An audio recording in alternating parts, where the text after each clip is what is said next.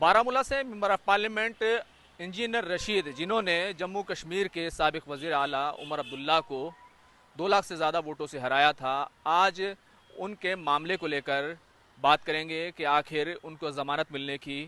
कितनी संभावना है, क्या इम्कान है और क्या उन्हें ज़मानत मिल सकती है।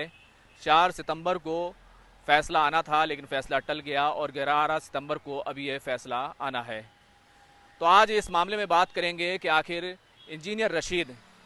जिनका पूरा नाम अब्दुल रशीद शेख है, क्या उनको ज़मानत मिल पाएगी, उनके ऊपर कौन से केसेस हैं और यूएपीए के तहत जो इल्ज़ामात हैं, आखिर उनके तहत जो उन पर मुकदमा चल रहा है वो किस पोजीशन में है। तो सबसे बड़ी बात यह है कि इस पूरे मामले में अगर देखें तो एनआईए की जांच 2017 में शुरू हुई थी, जब एनआईए ने जून 2017 में एक एफआईआर लॉन्च की, जिसमें टेरर फंडिंग से जुड़े हुए जो तमाम चीज़ें हैं वो उसमें रखी गई थी कि बहुत से अलगाववादी नेता ऐसे हैं जम्मू कश्मीर में जिनको फ़ॉरेन फंडिंग मिल रही है और उनका इस्तेमाल जो है वो टेरर के लिए हो रहा है। बहुत सारे ऐसे बैन ऑर्गेनाइजेशंस हैं जो पाकिस्तान से जुड़े हुए हैं, जो टेरर ऑर्गेनाइजेशंस हैं, लश्कर तैयबा जैसे, हिजबुल मुजाहिदीन जैसे इस तरह के जो टेरर ऑर्गेनाइजेशंस हैं, उनसे बहुत सारे जो अलगाववादी, जो अलहदगी पसंद कश्मीरी लीडर्स हैं, उनके ताल्लुकात हैं और उनको वहाँ से पैसा मिल रहा है, जिनका इस्तेमाल कश्मीर में पत्थरबाजी करने, वहाँ पर जो हालात को ख़राब करने के लिए किया जा रहा है। तो इस तरह की एफआईआर लॉन्च की गई थी जून 2017 में। इस मामले में इंजीनियर अब्दुल रशीद का नाम आता है जब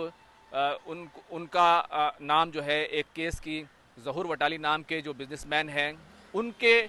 केस की तफ्तीश की जाती है, उसमें इनका नाम आता है।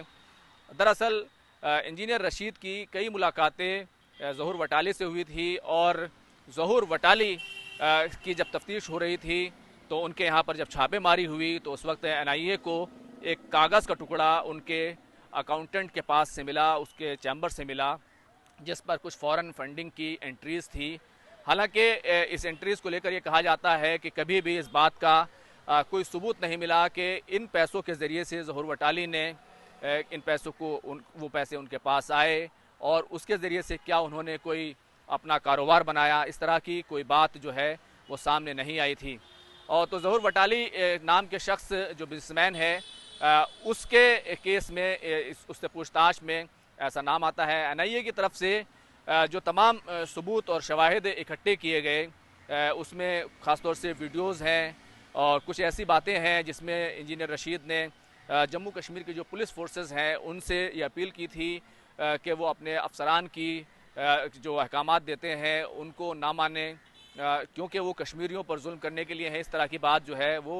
जो इंजीनियर रशीद के वकील हैं उनके जो लोग हैं उनकी तरफ से कही जाती है। हालांकि अगर इस पूरे मामले को देखें तो इंजीनियर रशीद की जो गिरफ्तारी है वो जो एफआईआर दर्ज हुई जून 2017 में उसके 2 साल बाद हुई, यानी 2019 में अगस्त में इंजीनियर रशीद की गिरफ्तारी हुई। और बताया जाता है, उनके लोगों की तरफ से कहा जाता है कि वो 3 अगस्त की जो तारीख थी जब उनको दिल्ली पूछताछ के लिए बुलाया गया था और अगस्त में ही उन्हें गिरफ्तार कर लिया गया। दरअसल 5 अगस्त 2019 को जम्मू कश्मीर से धारा 370 समाप्त की गई थी और इसके तहत जो है बहुत सारे जो नेता थे उनको नज़रबंद किया गया, लेकिन बहुत सारे नेता ऐसे थे, बहुत सारे लोग ऐसे थे जिनको गिरफ्तार किया गया। इंजीनियर रशीद का जो केस है जिसमें यूएपीए के तहत उनको मुलजिम बनाया गया है, उस केस में तकरीबन 16 लोगों को गिरफ्तार किया गया, जिसमें एक पत्रकार भी, फोटोग्राफर भी है, रेहड़ी पटरी वाले लोग भी शामिल हैं। इसके अलावा बिजनेसमैन हैं और बहुत सारे जो अलहदगी पसंद लीडर्स हैं वो हैं। और इसके अलावा इस पूरे केस में जो बड़े बड़े नाम हैं, जिसमें यासीन मलिक का एक नाम है जिसको ताउम्र जो है कैद की सज़ा हो चुकी है, क्योंकि उसने कबूल कर लिया था कि उसके इस टेरर फंडिंग से जुड़े हुए मामले में उसने इस तमाम जो घटनाएं हैं, तमाम चीज़ें हैं, फंडिंग्स हैं, उनको इसको अंजाम दिया गया है। लेकिन इंजीनियर अब्दुल रशीद जो 2008 तक एक इंजीनियर हुआ करते थे, सरकार में काम करते थे, 2008 में उन्होंने इस्तीफ़ा दिया और इंडिपेंडेंट उम्मीदवार के तौर पर वो मैदान में उतरे और उसके बाद वो चुनाव जीत गए। 2014 में भी वो दोबारा से चुनाव लड़े, उस वक्त उन्होंने अपनी पार्टी बनाई थी और उस पार्टी से वो जो है चुनाव जीत गए। तो कुल मिलाकर अगर कहें तो इस मामले में 16 लोगों की गिरफ्तारी हुई थी, जिसमें 3 लोग जो है वो बरी कर दिए गए हैं। 3 लोग जो बरी किए गए हैं उसमें दुकरान मिल्लत की आसिया अंद्राबी शामिल है, भट्ट शामिल है और इसके अलावा एक और आदमी शामिल है जिसको बरी कर दिया गया। और जो केस में जो एनआईए की तरफ से जो सबूत पेश किए गए थे, दरअसल सबूतों के अभाव में उनको बरी किया गया था। ज़हूर वटाली को भी 2018 में उस वक्त ज़मानत मिल गई थी। दरअसल ज़हूर वटाली का जो केस है, जो इस पूरे टेरर फंडिंग से मामले से में जो मेन केस है और उसी से लिंक जो है अब्दुल रशीद का है, दरअसल उसके जो अकाउंटेंट है उसके चैम्बर से एक पेपर मिलता है, मुड़ा तोड़ा पेपर मिलता है, जिस पर कोई किसी तरह का कहना चाहिए कि ज़हूर वटाली के हस्ताक्षर भी उस पेपर पे होते हैं और कुछ एंट्रीज होती हैं, लेकिन ना तो लेटर हेड होता है ना कोई दूसरी चीज़ होती है। और इस पेपर की बुनियाद पर ज़हूर वटाली की जो गिरफ्तारी होती है, हालांकि अगर देखें तो 2018 में, क्योंकि ये जो पेपर था, इस पेपर के ज़रिए से क्या फॉरेन फंडिंग हुई, क्या ज़हूर वटाली को पैसे पहुँचे और क्या ज़हूर वटाली ने किसी कारोबार को बनाया या ज़हूर वटाली ने किसी तरह के आतंकी घटनाओं को अंजाम देने में कोई बड़ी भूमिका निभाई, उसको लेकर के कोई सीधा संपर्क जो है वो सामने नहीं आया। 2018 में दिल्ली हाई कोर्ट से ज़हूर वटाली को ज़मानत मिलती है, लेकिन फिर बाद में सुप्रीम कोर्ट से वो ज़मानत जो है ख़त्म कर दी जाती है और ज़हूर वटाली दोबारा से जेल जाता है। अगर इस पूरे लिंक को देखें तो अब्दुल रशीद शेख यानी कि इंजीनियर रशीद का जो मामला है, क्योंकि कई मुलाकातें हुई थी अब्दुल रशीद शेख की, इंजीनियर रशीद की ज़हूर वटाली से, और हालांकि इंजीनियर रशीद के लोगों का ये कहना है कि ये जो मुलाकातें हैं, ये मुलाकात जो है वो राजनीतिक नहीं थी बल्कि दूसरी तरह की मुलाकातें थी। अभी किस तरह की मुलाकात थी ये सब इन्वेस्टिगेशन का हिस्सा है, लेकिन इंजीनियर रशीद को जब एनआईए की तरफ से नोटिस भेजा गया था तो इंजीनियर रशीद पूछताछ के लिए वो दिल्ली आए थे और जब वो अगस्त 2019 में दिल्ली आए उसी वक्त उनको गिरफ्तार किया गया था। तो हम बात कर रहे थे कि कितनी संभावना है। तो एक तो ये जिस तरीके से ज़हूर वटाली को पहले ज़मानत मिल चुकी है, ये एक बड़ी बात है कि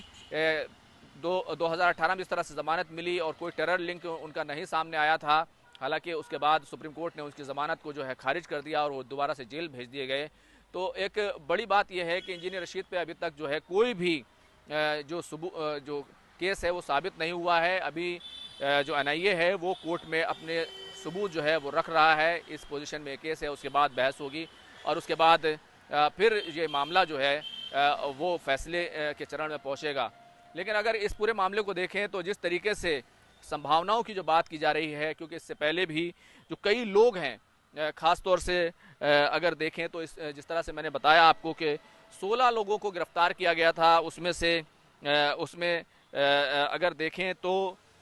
3 लोग जो है उसमें बरी हो चुके हैं और 3 लोग जो इस पूरे मामले में बरी हुए हैं, उसमें जो मुख्य तौर पर नाम है, उसमें जो आरोप है इस पूरे मामले में वो यही है कि अलगाववादी नेता जो है वो अलग अलग जो संगठन है, जो प्रतिबंधित संगठन है, जो बैन संगठन है, उनसे जो ऑर्गेनाइजेशन है उनसे वो फंडिंग करा रहे थे। तो अगर देखें तो एक आदमी इसमें ऐसा है जिसकी इस पूरे मामले में मौत हो चुकी है। 16 लोगों में से सिर्फ 12 लोग ऐसे हैं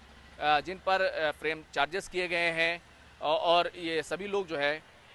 जेल में हैं। अगर इस पूरे मामले की और आप अगर गहराई से देखें तो कई चीज़ें ऐसी हैं जो इंजीनियर रशीद की ज़मानत की जो इम्कानात हैं उनको बढ़ा देती हैं, क्योंकि अदालत ने 2022 में जब 15 आरोपियों के खिलाफ चार्जशीट जो है फाइल की गई थी एनआईए की तरफ से, उसमें से एक शख्स यूसुफ है और दूसरा भट्ट है और तीसरा दुख्तार मिल्लत की आसिया अंद्राबी है, उनको तीनों को जो है वो बरी कर दिया था। जबकि 66 साल के जो दामाद थे अल्ताफ़ अहमद शाह, ये अलगावादी नेता के दामाद हैं अल्ताफ़ अहमद शाह, उनको अक्टूबर 2022 में उनकी जो पुलिस हिरासत में मौत हो गई थी। तो कुल मिलाकर अगर कहें कि इस पूरे मामले में अगर देखें तो जिस तरीके से ज़हूर वटाली का जो लिंक है, उस लिंक में तो सिर्फ एक कागज़ की एंट्री का मामला है। सीधे तौर पर वो शेख अब्दुल रशीद शेख का इस मामले में कोई बहुत बड़ा लिंक अब तक सामने नहीं आया है। हालांकि अभी केस में जो सबूत हैं वो रखे जा रहे हैं। इसके अलावा NIA की तरफ से अब्दुल रशीद शेख के खिलाफ जो सबूत जो है अब तक पेश किए गए हैं, अगर उन सबूतों की अगर हम बात करें तो उन सबूतों में बहुत सारे फेसबुक जो है फेसबुक वीडियो हैं जो उन्होंने फेसबुक पर जो है अपलोड किए थे। वो वीडियो हैं, कहा जाता है कि 10 साल पहले के ये वीडियो हैं। और इसके अलावा उनका एक ट्वीट भी है जो उनके ज़रिए से किया गया था। उसके अलावा 2 गुनाह है, यानी कि 2 वादा माफ़ गवाह हैं, उनके बयान भी हैं। यानी कि ऐसे लोग हैं जो गवाह बन गए हैं इस पूरे मामले में, तो उनके बयान भी हैं। हालांकि जो वकील हैं इंजीनियर रशीद के, उनका ये कहना है कि ये जो वीडियोज़ हैं जिनमें अब्दुल रशीद की तरफ से कई तरह की बातें जो की गई हैं, कई तरह के जो बयान दिए गए हैं, दरअसल ये बयान जो है वो पॉलिटिकल बयान है और बिल्कुल इसमें ऐसा कुछ नहीं है कि जिसमें वो लोगों को भड़का रहे हों, या फिर ऐसा कुछ नहीं है जिसके ज़रिए से उनका जो लिंक है वो टेरर फंडिंग से जुड़ जाए या फिर टेररिज्म से उनका लिंक जुड़ जाए। तो ये वो पूरा केस है जिसमें इंजीनियर रशीद जो जेल में हैं। 11 सितंबर को इस पूरे मामले में फैसला आना है। अगर आप इसको इस बड़ी तस्वीर को देखें, जो इंजीनियर रशीद की गिरफ्तारी अगस्त 2019 में होती है। 2020 फरवरी में वो ज़मानत के लिए अप्लाई करते हैं, लेकिन उसको खारिज कर दिया जाता है। उसके बाद वो लगातार तिहाड़ जेल में रहते हैं और लोकसभा चुनाव 2024 में वो मैदान में उतरते हैं। 4.5 लाख से ज़्यादा वोट हासिल करते हैं, 2 लाख से ज़्यादा वोटों से उमर अब्दुल्ला को हराते हैं। ज़हूर वटाली का जो लिंक है उसमें एक कागज़ है जिसमें फ़ॉरेन एंट्री है, जिस पर ज़हूर वटाली के हस्ताक्षर हैं। हालांकि इस बात का बहुत ज़्यादा कोई सबूत नहीं है कि उन्होंने किस तरीके से टेरर फंडिंग हासिल की और उसका आतंकवादी गतिविधियों में इस्तेमाल हुआ। लेकिन और इस ज़हूर वटाली से कई मुलाकातें अब्दुल रशीद की हुई थी और अब्दुल रशीद को इन्हीं तमाम जो जांच हो रही थी, इसी तमाम जांच के दौरान उनका नाम आता है और उस नाम के तहत उनकी गिरफ्तारी होती है और उस गिरफ्तारी के तहत वो लगातार जेल में बंद हैं। कई लोगों की इस मामले में 3 लोग पहले ही बरी हो चुके हैं, एक शख्स की मौत हो चुकी है। अगर देखें तो इस पूरे मामले में ऐसा नहीं कहा जा सकता कि अब्दुल रशीद शेख, इंजीनियर रशीद को ज़मानत मिलना वो नामुमकिन है, क्योंकि जिस बुनियाद पर ज़मानत मांगी जा रही है वो जमहूरियत की बुनियाद पर मांगी जा रही है कि यकसा मौक़े मिलना चाहिए। जो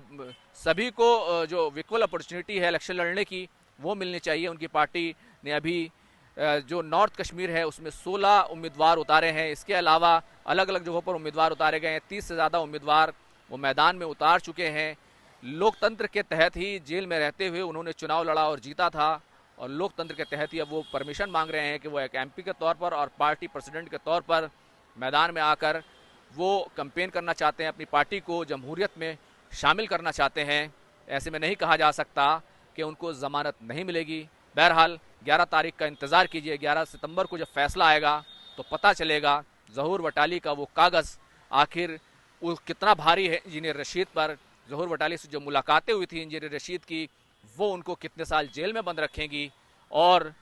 क्या उनको ज़मानत मिल पाएगी, और क्या जिस तरीके से दूसरे लोग बरी हो गए सबूतों के अभाव में, आसिया अंद्राबी जैसी जो इस पूरे मामले में मुलजिम थी वो भी बरी हो गई। तो कुल मिलाकर 11 तारीख को यह फैसला होगा कि आखिर इंजीनियर रशीद को ज़मानत मिलेगी या नहीं मिलेगी। खुर्रम शहजाद, न्यूज़ 18 दिल्ली।